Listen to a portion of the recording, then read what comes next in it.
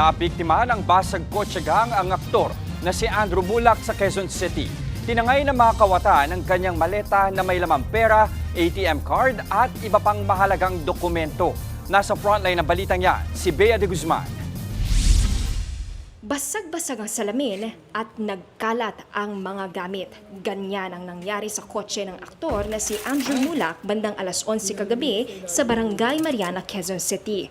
Pinost yan sa Facebook ng aktor. Kabilang sa mga nakuha sa kanyang kotse ang pulang maleta at pouch na naglalaman ng mahalagang dokumento gaya ng 2 passport at ATM card.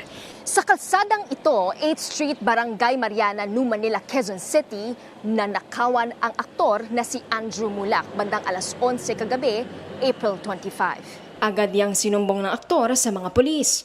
So parang kinabahan din yung magnanakaw kasi actually hindi nakuha yung mga wallet ko kasi nasa harapan yung wallet ko.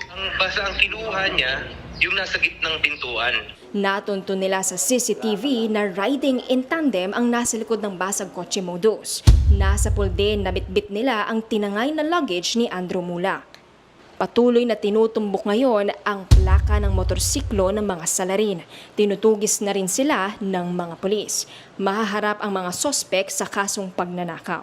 Ayon naman kay Andrew Mulak, nakakuha na siya ng impormasyon online na may nakakuha na ng kanyang 2 passport matapos itong makita sa isang drainage malapit sa lugar.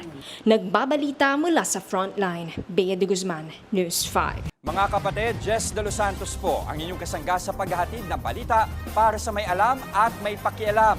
Para sa tuloy-tuloy na makabuluhang balitaan, mag-follow at mag-subscribe na sa social media pages ng News 5.